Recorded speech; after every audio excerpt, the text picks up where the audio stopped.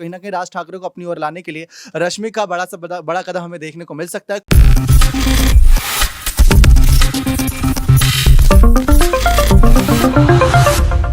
नमस्कार, मैं प्रांशी राठौर और आप देख रहे हैं नेक्स्ट 9 न्यूज। एक बार फिर से स्वागत है हमारे स्पेशल प्रोग्राम सियासी सच में, जिसमें हम चर्चा करने जा रहे हैं महाराष्ट्र की सियासत के बारे में। जैसा कि आप सभी जानते ही हैं कि बीते साल 2022 में शिवसेना के प्रमुख और पूर्व मुख्यमंत्री उद्धव ठाकरे संग बगावत कर बैठे उन्हीं की पार्टी के 40 विधायक, और आज वह 40 बागी विधायक उन्हें तमाम बड़ी बड़ी चुनौतियां दे रहे हैं, उनकी परेशानियों को बढ़ाते हुए दिखाई दे रहे हैं। ऐसे में देखा जाए तो यहाँ पर एक और बड़ी मुसीबत सामने आती हुई दिखाई दे रही है उद्धव ठाकरे की। ये कोई और नहीं बल्कि उन्हीं के चचेरे भाई महाराष्ट्र नवनिर्माण सेना के प्रमुख राज ठाकरे हैं। जी हाँ, राज ठाकरे जो आगामी बीएमसी चुनाव को लेकर मैदान में उतरे हुए हैं, और राज ठाकरे को लेकर यहाँ पर नए नए सियासी समीकरण भी बनते हुए दिखाई दे रहे हैं, क्योंकि देखा जाए तो महाराष्ट्र की सियासत में एक नया मोड़ वह ला सकते हैं। दावे ये किए जा रहे हैं कि कहीं ना कहीं मौजूदा मुख्यमंत्री एकनाथ शिंदे के साथ जो उनके यहाँ पर सियासी समीकरण देखने को मिल रहे हैं, जो उनका रिश्ता देखने को मिल रहा है, बॉन्ड देखने को मिल रहा है कि खास मौके पर वह एक दूसरे से मुलाकात करते हुए नजर आते हैं,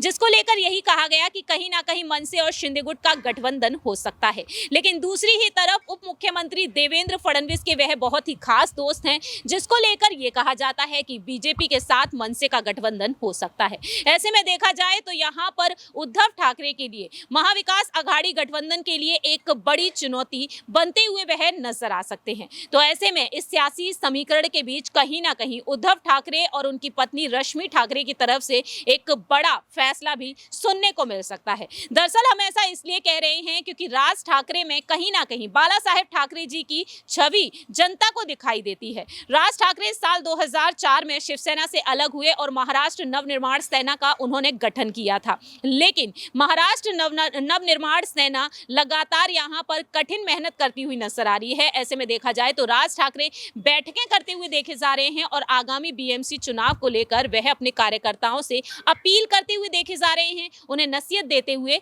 दिखाई दे रहे हैं। इसी बीच देखा जाए तो राज ठाकरे को लेकर एक और बड़ी खबर सामने आ चुकी है। बताना चाहेंगे इस रिपोर्ट के जरिए कि राज ठाकरे की आखिरकार रणनीति क्या कुछ कहती है। दरअसल आपको बता दें कि हाल ही में राज ठाकरे से जुड़ी जो खबर सामने आई है, उसको लेकर यहां पर अब अलग तरीके से दावे किए जा रहे हैं। कभी मस्जिदों से लाउड स्पीकर हटाने की मांग करने वाले, शिवसेना को घेरने वाले राज ठाकरे आज के समय में देखा जाए तो यहां पर अब एक बड़ा सियासी समीकरण बनाते हुए दिखाई दे रहे हैं। उत्तर प्रदेश के मुख्यमंत्री योगी आदित्यनाथ की उन्होंने तारीफ की, तब से सियासी मायने अलग तरीके से निकाले जाने लगे। कयास ये लगाए गए कि कहीं ना कहीं राज ठाकरे बीजेपी से नजदीकी के चलते यहां पर अब गठबंधन कर सकते हैं। अब ये कयास लगाना शुरू हो गया है कि हिंदुत्व की राह पर वह चलते हुए नजर आएंगे। और अब यहां पर देखा जाए तो बीते कुछ महीनों पहले जो नजारा देखने को मिला, उस पर रुख किया जाए तो महाराष्ट्र की सियासत में शिवसेना के हिंदू वोटों को अपने पाले में लाया जा सके। पीएम मोदी के विरोध और कांग्रेस के समर्थन में प्रचार कर चुके राज ठाकरे की राजनीति में अब बेहद बड़ा बदलाव देखने को मिल रहा है।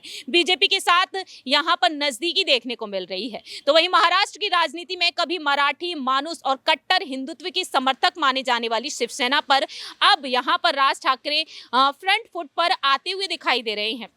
अचानक से उनका एजेंडा बदलता हुआ नजर आ रहा है।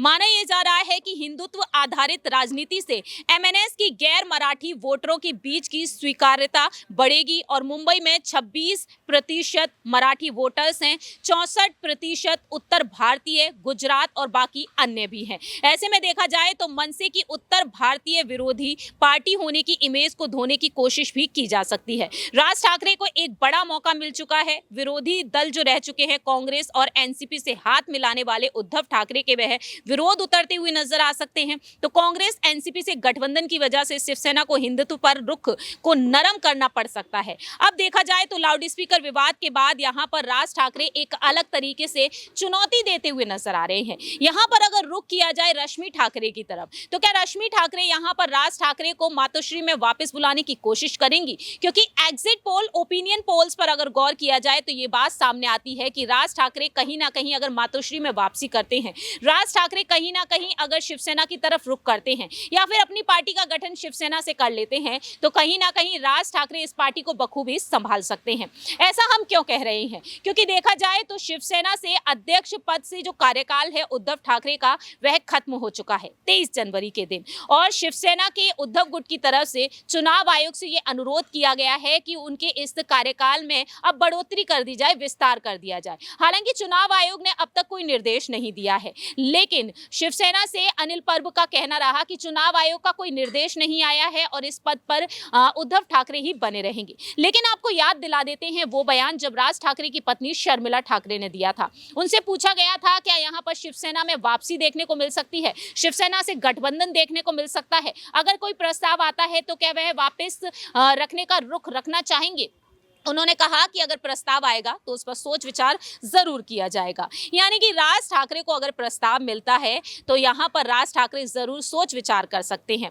फिलहाल देखा जाए तो रश्मि ठाकरे की रणनीति यही है कि एकनाथ शिंदे गुट को कैसे भी करके वापस लाना है। उन्होंने पूरी कोशिश की थी। जब गुवाहाटी पहुंच गए थे एकनाथ शिंदे 39 विधायकों के साथ, उन्होंने उन विधायकों के, बागी विधायकों की पत्नियों को कॉल किया, मैसेज किया कि वह अपने पतियों को मनाएं और वापस मातोश्री लौटाएं। और आज भी ठाकरे गुट की यही कोशिशें हैं। ऐसे में देखा जाए तो कहीं ना कहीं महाराष्ट्र में शिवसेना की डूबती हुई नैया की पार लगाने के लिए, उद्धव ठाकरे गुट की नैया की पार लगाने के लिए कहीं ना कहीं राज ठाकरे को मातोश्री में वापस लाने के प्रयत्न या फिर प्रयास जरूर किए जा सकते हैं। लेकिन राज ठाकरे यहां पर हिंदुत्व को बढ़ावा देने की कोशिश कर रहे हैं। महाराष्ट्र में एक वक्त ये भी रहा कि हिंदुत्व देखने को मिलता था। बाला साहेब ठाकरे जी ने इस पार्टी का गठन किया और बाला साहेब ठाकरे जी की छवि राज ठाकरे में लोगों को नजर आई, लेकिन उद्धव ठाकरे में नजर नहीं आई। तो ऐसे में देखा जाए तो पार्टी की कमान संभालने के लिए कहीं ना कहीं अगर राज ठाकरे को वापस लाया जाता है तो पार्टी को यहां पर जरूर संभाला जा सकता है, मजबूत बनाया जा सकता है। लेकिन ऐसे में शिंदे गुट और बीजेपी को कड़ी चुनौती राज ठाकरे उद्धव ठाकरे संग मिलकर जरूर दे सकते हैं।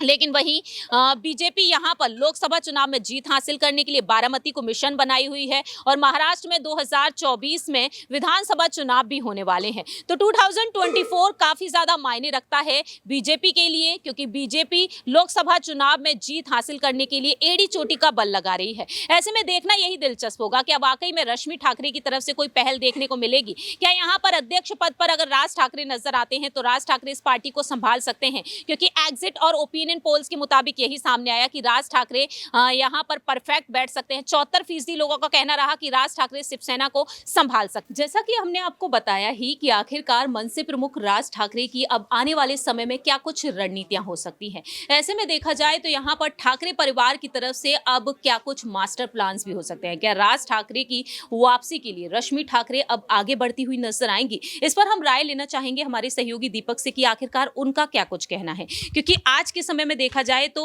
उद्धव ठाकरे का जो गुट है कहीं ना कहीं बिखरता हुआ नजर आ रहा है।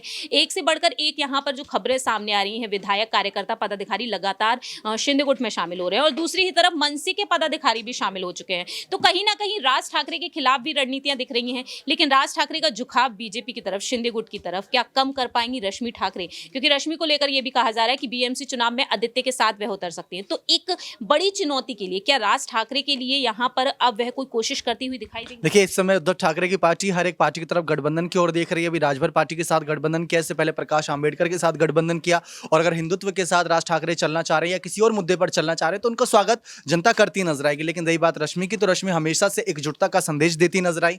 चाहे इससे पहले 2014 में जो एक रिजॉर्ट वाली राजनीति हुई थी, 2019 में रिजॉर्ट वाली राजनीति हुई, फिर 2022 में हम सभी ने विधायकों की बगावत देखी। तो रश्मि ठाकरे का हमेशा झुकाव परिवार की तरफ और साथ ही साथ पार्टी की तरफ रहा। तो ऐसे में राज ठाकरे परिवार का हिस्सा भी और पार्टी का हिस्सा भी रह चुके हैं। तो कहीं ना कहीं राज ठाकरे को अपनी ओर लाने के लिए रश्मि का बड़ा कदम हमें देखने को मिल सकता है, कोशिश रहेगी। और शर्मिला ठाकरे ने भी ये बात साफ कही थी कि अगर मातोश्री पहला कदम उठाएगा तो हम भी यहाँ पर पूरी कोशिश करते नजर आएंगे।